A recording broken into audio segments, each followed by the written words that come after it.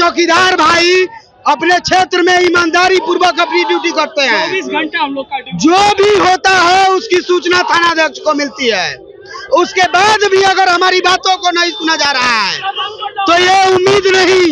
और माननीय नीतीश जी अगर चाहेंगे तो अध्यादेश लाके हम लोग को बहाली पुनः से कर सकते हैं। माननीय नीतीश जी के हाथ में, मगर नीतीश जी चाहते नहीं है। ये दलित विरोधी है। माननीय नीतीश कुमार जी बोले हुए थे अगर हम मुख्यमंत्री बनेंगे तो सबसे पहला प्रधानता चौकीदार दफेदार का एवज आश्रित का बहाल करेंगे। लेकिन 20 बरस हो जाने के बाद भी आज तक हम लोग का चौकीदार दफेदार का आश्रित एवज का बहाल ही नहीं किया। अगर नहीं सुनेगा तो हम लोग उसको उतार कर फेंकने के लिए भी कैसे फेंकेंगे? अरे बोर्ड से फेंकेंगे। नमस्कार, आप देखना शुरू कर दिए हैं दर्श न्यूज और मैं हूं कुमार मनीष। देखिए, बिहार के लिए चुनावी वर्ष है। ऐसे में तमाम जो नेता है वो लगातार क्षेत्र भ्रमण कर रहा है। वहीं दूसरी तरफ अपनी मांग को लेकर प्रदर्शनकारी जो है प्रदर्शन के लिए रोड पर उतर रहे हैं। ये है दफेदार चौकीदार। ये लोग अपनी मांग को लेकर सरकार के खिलाफ लगातार नाराबाजी कर रहे हैं और फिर से एक बार ये लोग रोड पे उतरे हैं। किस मांग को लेकर आप लोग रोड पे निकले हैं? हम लोगों का आश्रितों की बहाली मेन मांग है और स्वैच्छिक सेवानिवृत्ति का जिसका नियुक्ति पत्र अभी तक निर्गत नहीं किया गया है वो है मेन मुद्दा। दूसरी, अलवर जिला में जो अभी जनरल बिहारी का प्रक्रिया किया जा रहा है उसको रोकने के लिए लगातार आप लोग रोड पे उतर रहे हैं। सरकार सुनने को तैयार नहीं है। नहीं सुनने को तैयार नहीं है। आश्वासन पे आश्वासन मिलती है। अब तो कुछ दिनों बाद आचार्य संहिता लागू हो जाएगा, उसके बाद तो कुछ सुनवाई नहीं होगा। उसके बाद सुनवाई नहीं होगा तो हम लोगों के पास जो पावर है वो अपना पावर यूज करेंगे। किस उम्मीद से फिर बाबा उतरे हैं आप लोग? हम लोग आश्रितों की बहाली की उम्मीद से उतरे हैं। अगर सरकार इस बात को नहीं मानती है तो वोट से उनको हराएंगे। मतलब चुनाव में आप लोग दिखा देंगे? हाँ, दिखा देंगे। देखिए, वर्दी मोच पर कलकत्ता किस लिए फिर उतर गए? सरकार तो सुन नहीं रही है। ये उम्मीद नहीं, चेतावनी है। क्योंकि हम जो है चौकीदार भाई अपने क्षेत्र में ईमानदारी पूर्वक अपनी ड्यूटी करते हैं। 24 घंटे हम लोग का ड्यूटी। जो भी होता है उसकी सूचना थानाध्यक्ष को मिलती है। उसके बाद भी अगर हमारी बातों को नहीं सुना जा रहा है तो ये उम्मीद नहीं, खुलेआम चेतावनी है इस चौकीदार की। फेंकने का काम करेंगे। अगर चौकीदार का काम नहीं होता है, उसके आश्रित की बहाली नहीं होती है। एक से एक 1990 से लेकर आज तक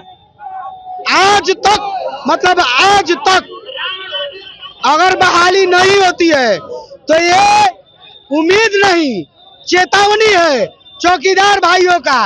एक गद्दी पर से नीतीश कुमार को उतारेंगे।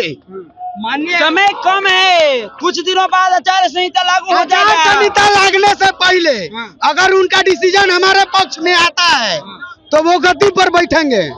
अगर नहीं आता है क्या कर लेंगे आप? गद्दी पर से उतार फेंकेंगे। कैसे उतारेंगे? वोट की चोट से। वोट नहीं देंगे उनको वोट नहीं देंगे। फिर किसको वोट करेंगे? जो हमारी बातों को करेगा उसको वोट देंगे। बात सुनेगा, हम लोग उसके साथ रहेंगे। और माननीय नीतीश जी अगर चाहेंगे तो अध्यादेश लाके हम लोग को बहाली पुनः से कर सकते हैं।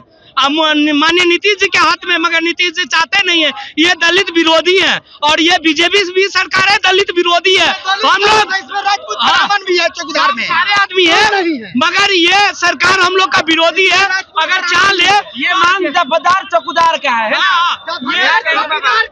2005 में हम लोग के बीच में माननीय नीतीश कुमार जी बोले हुए थे अगर हम मुख्यमंत्री बनेंगे तो सबसे पहला प्रधानता चौकीदार दफेदार का एवज आश्रित का बहाल करेंगे। लेकिन 20 बरस हो जाने के बाद भी आज तक हम लोग का चौकीदार दफेदार का आश्रित एवज का बहाल ही नहीं किया।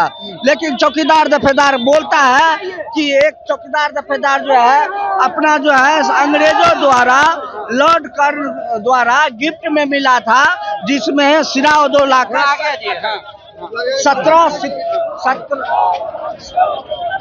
17 सितंबर 1757 ईस्वी को प्लासी का युद्ध हुआ था, जिसमें चौकीदार दफेदार विजय प्राप्त किया था और गिफ्ट में चौकीदार दफेदार मिला था।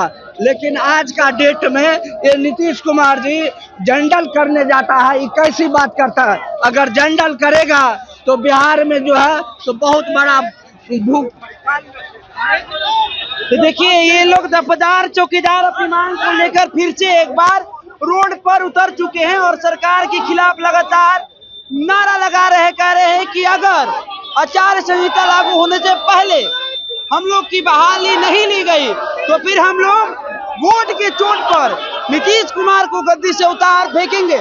ऐसे में देखिए तमाम दफदार चौकीदार पटना के गांधी मैदान कारगिल चौक से जेपी गोलंबर तक ये लोग जाएंगे। हाथ में देखिए, हाथ में डंडा है,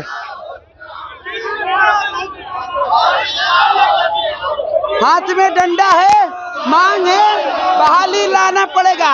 हाथ में आप लोग डंडा उंडा लेकर सब उतर गए हैं जी। हाँ जा रहे हैं, लड़ाई लड़ जहाँ जा रहे हैं। चौकीदार को बहाल करे सरकार, नहीं बहाल करेगा तो गद्दी छोड़ना पड़ेगा, नहीं तो चौकीदार दफदार आश्रितों को सेवानिवृत्त को हाथ में डंडा लेके उतरे हैं। लड़ाई करना है कि बहाली लेना है? यही डंडा से सरकार को सुरक्षित करते हैं, यही डंडा से सरकार को सुरक्षित करते हैं। हाँ तो ये समय कम है, क्या समय कम है, आचार संहिता लागू होने वाला है, अभी तक सरकार सुनी नहीं। सुनना पड़ेगा, अगर नहीं सुनेगा अगर नहीं सुनेगा तो हम लोग उसको उतार कर फेंकने के लिए भी कैसे फेंकेंगे? अरे वोट से फेंकेंगे, वोट के चोट, हाँ वोट के चोट पर फेंकेंगे। आप लोग की मांग पूरा हुआ नहीं, अभी नहीं हुआ है, नहीं हुआ है, सबको हो गया। कहाँ तक जाएंगे? कारगिल जहाँ तक हमारे माननीय नेताजी का आदेश होगा। तो देखिए ये दफदार चौकीदार है, ये लोग लगातार सरकार को ये चेतावनी दे रहे हैं कि अगर सरकार हमारी मांग पूरी नहीं की तो हम लोग वोट के चोट पर हम लोग जो वर्तमान की सरकार है उसको उखाड़ फेंकने का काम करेंगे। तस्वीर देख सकते हैं, हाथ में डंडा, तिरंगा, बैनर लगाकर, और एक ही मांग है कि दफदार चौकीदार की बहाली आचार संहिता लागू होने से पहले आनी चाहिए। फिलहाल इस तस्वीर को देखकर आपको क्या लगता है? आप अपनी प्रतिक्रिया हमारे कमेंट बॉक्स के माध्यम से जरूर रखिएगा। कैमरामैन बबलू के साथ मैं कुमार मनीष, दर्श न्यूज, पटना।